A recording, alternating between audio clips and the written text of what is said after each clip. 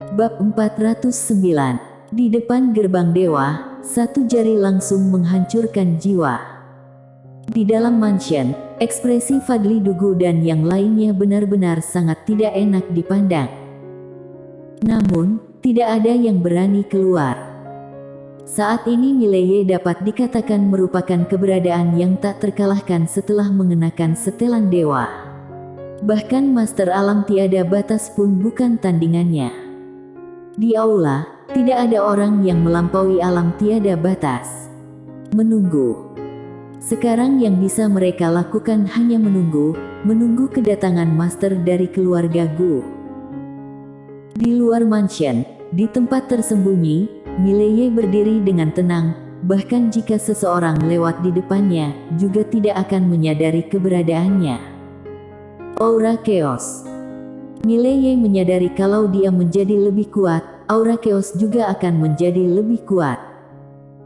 Di dalam menara penjara alam, Zhen Jian tiba-tiba berkata, "Kenapa kamu tidak langsung masuk dan membantai mereka semua?" Mileye berkata dengan datar, "Setidaknya ada 6 alam tiada batas di dalam. Kalau aku masuk sekarang, mereka pasti akan melawanku. Saat itu, aku harus mengenakan setelan dewa itu lagi, lalu aku akan mengalami serangan balik lagi." Instingnya memberitahunya bahwa musuhnya bukan hanya keluarga Dugu, karena banyak orang yang menginginkan menara penjara alam miliknya. Kalau dia mengalami serang balik lagi, dia mungkin tidak seberuntung sebelumnya. Zhen Jian berkata, "Banyak juga yang kamu pikirkan." Setelah mengatakan ini, dia berhenti sejenak, kemudian berkata, "Bagaimanapun keluarga Dugu juga memiliki hubungan darah denganmu, apakah kamu benar-benar harus melakukan ini?" Mileye mencibir, "Nona Zhen, menurutmu, kalau aku, ibuku dan adikku jatuh ke tangan mereka, apa yang akan terjadi pada kami?" Zhen Jian berkata dengan santai, "Pasti akan mati dengan tubuh tidak lengkap." Mileye tersenyum dan berkata, "Jadi kenapa aku harus berbelas kasihan? Mereka tidak memperlakukanku seperti keluarga, kenapa aku harus memperlakukan mereka seperti keluarga? Aku tidak bodoh." Zhen Jian tersenyum dan berkata, "Memang benar, aku juga akan memperlakukan orang sama seperti dia memperlakukanku." Mileye tiba-tiba berkata sambil tersenyum, "Nona Zhen, belakangan ini kamu sepertinya tidak terlalu ingin aku mati." Zhen Jian berkata, "Belum waktunya saja." Mileye tersenyum dan tidak mengatakan apa-apa lagi, dia berbalik dan menghilang di tempat. Menjara. Sekarang Fadli Dugu dan yang lainnya tidak berani keluar. Dapat dikatakan bahwa tidak ada seorang pun di seluruh mansion keluarga Dugu yang bisa menghentikannya. Dan keluarga Dugu memiliki bisnis yang besar, bagaimana mungkin hartanya hanya sedikit?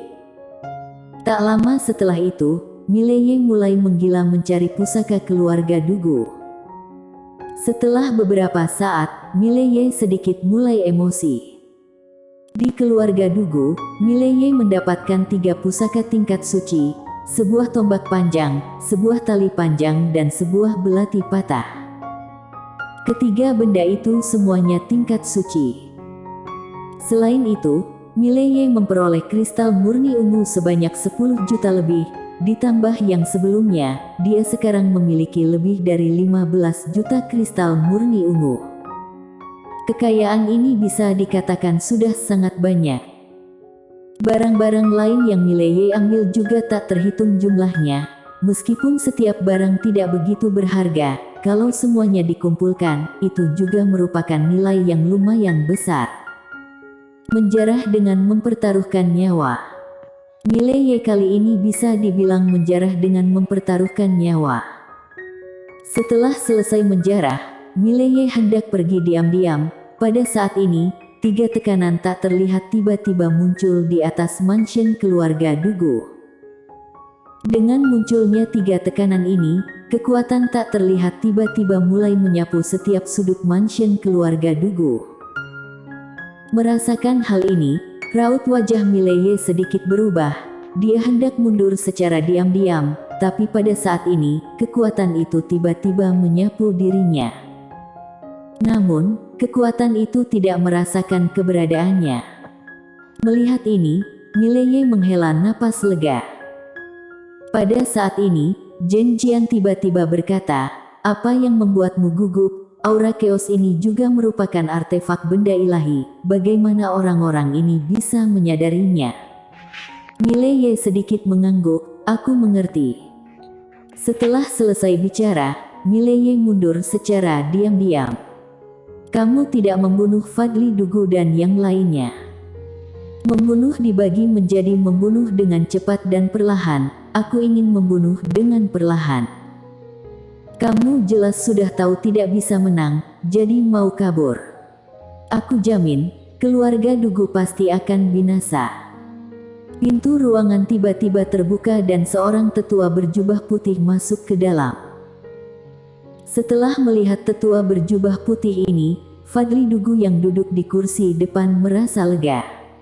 Dia segera berdiri untuk menyambutnya. Ternyata senior Andre Gu. "Terima kasih banyak senior Andre Gu mau datang untuk membantu." Orang tua bernama Andre Gu melirik orang-orang di sekitar dan berkata sambil tersenyum, "Keluarga Gu kami sudah berteman dengan keluarga Dugu selama beberapa generasi. Sekarang keluarga Dugu sedang dalam kesulitan. Bagaimana keluarga Gu kami bisa duduk diam? Keluarga Gu kami dan keluarga Dugu sudah mengirim 3 master ke sini. Dengan adanya mereka menjaga tempat ini, Mileye tidak akan pernah berani muncul lagi." Fadli Dugu berkata dengan serius, "Senior Andre Gu, Mileye ini tidak mudah dihadapi."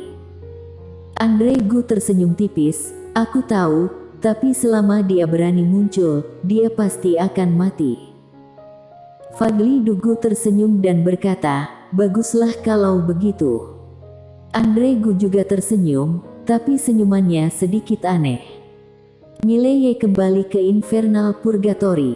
Di dalam lantai 9, begitu dia baru tiba di lantai 9, sesosok wanita cantik melompat ke pelukannya. Lin Siye. Pada saat ini, Lin Siye sudah bangun. Lin Siye memeluk Mileye dengan erat dan menangis. Tidak jauh dari sana, Sermina Dugu berdiri diam menatap mereka berdua. Mileye menepuk-nepuk punggung Lin Siye dengan pelan, lalu berkata sambil tersenyum, "Jangan menangis, ada kakak di sini." Lin Siye terus menggesekkan kepalanya ke dada Mileye, membuat Mileye penuh ingus. Setelah beberapa waktu, suasana hati Lin Siye berangsur-angsur menjadi tenang. Pada saat ini, Sermina Dugu berjalan mendekat, sementara Lin Siye bersembunyi di belakang Mileye. Dia tidak ingin melihat Sermina Dugu. Melihat adegan ini, Sermina Dugu tersenyum masam. Dia menarik kembali tangannya. "Bagaimana keadaan keluarga Dugu?" Mileye berkata, "Sudah lumayan banyak yang mati." Sermina Dugu berkata dengan serius, "Hati-hati dengan keluarga Gu." "Keluarga Gu?" Mileye sedikit bingung, "Kenapa?" Sermina Dugu berkata dengan serius, "Meskipun keluarga Dugu dan keluarga Gu juga dikenal sebagai salah satu dari 3 keluarga bangsawan, kekuatan keluarga Dugu sangat berbeda dengan keluarga Gu. Tujuan sebenarnya dari memintaku untuk bergabung dengan keluarga Gu mereka adalah untuk mendapatkan pusaka yang ada padamu sekarang. Mereka tahu bahwa pusaka itu ada padamu, mereka pasti tidak akan pernah melepaskanmu." Mileye bertanya dengan sedikit penasaran, "Saat itu bagaimana kamu mendapatkan benda ini?" Mileye selalu sangat ingin tahu tentang asal-usul benda di depannya ini. Dia tahu bahwa pusaka ini selalu ada di tangan Sermina Dugu sebelum diberikan padanya. Sermina Dugu terdiam sesaat, lalu berkata, "Kelak aku akan memberitahumu, bagaimana?" Mileye mengangguk, "Baiklah." Sermina Dugu berjalan ke depan Mileye. Dia melirik Mileye dan Lin Siye, lalu berkata dengan lembut, "Tinggalkan dunia surga, pergilah sejauh mungkin, oke?" Mileye menggelengkan kepalanya, "Sudah terlambat." Dia otomatis tahu bahwa pilihan terbaik sekarang adalah pergi dari sini, tapi sayangnya, dia tahu betul bahwa kalau dia membawa Lin Siye dan Sermina Dugu keluar, pasti akan dikepung banyak orang. Ada terlalu banyak orang yang memerhatikannya sekarang. Kemanapun dia melarikan diri, kekuatan ini tidak akan pernah melepaskannya. Apalagi keluarga Dugu belum lenyap, dia tidak akan pernah pergi. Sermina Dugu melirik Mile Ye dan Lin Siye sejenak, ekspresinya sedikit rumit, dia merasa sangat bersalah. Pada saat ini, dia bahkan berharap pusaka itu tidak ada pada Mile Ye. Tanpa pusaka ini, Mile Ye mungkin tidak akan begitu hebat, tapi dia tidak perlu menghadapi begitu banyak masalah. Sebenarnya, dia sendiri sudah sangat meremehkan nilai pusaka ini. Pada saat ini, monster kecil yang tidak jauh dari mereka tiba-tiba berkata, "Manusia." Mereka bertiga menatap monster kecil itu dan monster kecil itu menatap Mile Ye, "Gurumu belum datang." Mile Ye berkata dengan datar, "Kenapa?" Monster kecil itu menatap Mile Ye, "Beberapa hari ini aku selalu berpikir bagaimana dia bisa menerima seorang manusia sebagai muridnya. Ini sama sekali tidak mungkin. Lagi pula, dia dan kamu sama sekali bukan satu generasi. Oleh karena itu, kamu sama sekali tidak mungkin menjadi muridnya." Saat dia mengatakan itu, aura kuat tiba-tiba muncul di sekeliling. Ekspresi Sermina Dugu berubah, dia bergegas berdiri di depan mereka berdua. Mile Ye meraih tangan Sermina Dugu dan berjalan ke monster kecil itu. Monster kecil itu menatap Mile Ye dengan dingin. Mile Ye tersenyum dan berkata, "Apakah kamu yakin aku bukan muridnya?" Monster kecil itu berkata, "Buktikan padaku." Setelah mengatakan itu, sebuah aura yang kuat langsung menyelimuti Mile Ye. Mile Ye berkata dengan serius dalam hatinya, "Nona Jen, ayo bantu aku." Jen Jian tidak menanggapi. Raut wajah Mile Ye menjadi muram, sepertinya masalah ini hanya bisa diselesaikan sendiri. Mile Ye hendak bertindak, pada saat ini Jen Jian tiba-tiba berkata, "Di depan gerbang dewa, satu jari langsung menghancurkan jiwa." Mile Ye tertegun, lalu menatap monster kecil itu. Di depan gerbang dewa, satu jari langsung menghancurkan jiwa. Setelah mendengar kata-kata Mile Ye, raut wajah monster kecil itu tiba-tiba berubah drastis. Dia mundur lagi dan lagi, dia langsung mundur sampai ke sudut, menatap Mile Ye dan niat membunuh sebelumnya sudah menghilang, hanya kepanikan yang tersisa. Mile Ye menghela napas lega, "Nona Jen, sepertinya dulu kamu juga bukan orang yang mudah dihadapi." Jen Jian tidak berbicara. Mile Ye hendak bicara, tapi pada saat ini raut wajahnya tiba-tiba berubah dan dia mendongak ke atas. Ada aura yang kuat. Mile Ye berkata dengan serius, "Mereka sudah datang." Setelah Mile Ye mengatakan itu, seorang tetua berjubah putih tiba-tiba turun dari lantai 8. Orang ini adalah Andregu yang pergi ke keluarga Dugu sebelumnya. Mata Andregu langsung tertuju pada monster kecil di sudut jauh. Melihat monster kecil ini, mata Andregu penuh ketakutan. Setelah terdiam sejenak, Andregu mengeluarkan buah seukuran kepalan tangan. Begitu buah itu muncul, aroma segar muncul di sana. Tak jauh dari sana, monster kecil itu langsung menatap ke buah itu dan jejak keserakahan muncul di matanya. Andregu menyerahkan buah itu kepada monster kecil itu dan tersenyum tipis. "Senior, ini hadiah dari keluarga Gu kami, aku harap kamu bisa menerimanya." Monster kecil itu melirik Andregu sekilas, lalu meraih buah itu dengan cakarnya. Melihat adegan ini, senyuman tiba-tiba muncul di wajah Andregu, lalu dia berbalik untuk melihat Mile Ye yang tak jauh. "Mile Ye, aku akan memberimu jalan untuk hidup, apakah kamu mau?" Mile Ye bertanya sambil tersenyum, "Katakanlah." Andre Gu berkata, serahkan benda ilahi itu dan keluarga Gu, kami akan membiarkanmu, ibumu serta adik perempuanmu hidup.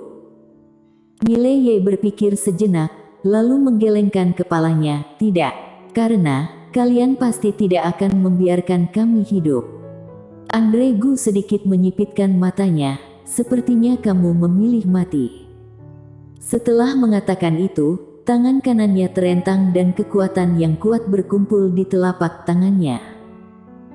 Kelopak mata Mileye melompat, kemudian tangannya terkepal, guruku yang tak terkalahkan, datanglah dan selamatkan aku. Setelah mendengar kata-kata Mileye, raut wajah monster kecil yang tak jauh itu berubah drastis. Saat berikutnya, dia bergegas menyerang Andre Gu yang tak jauh. Bersambung.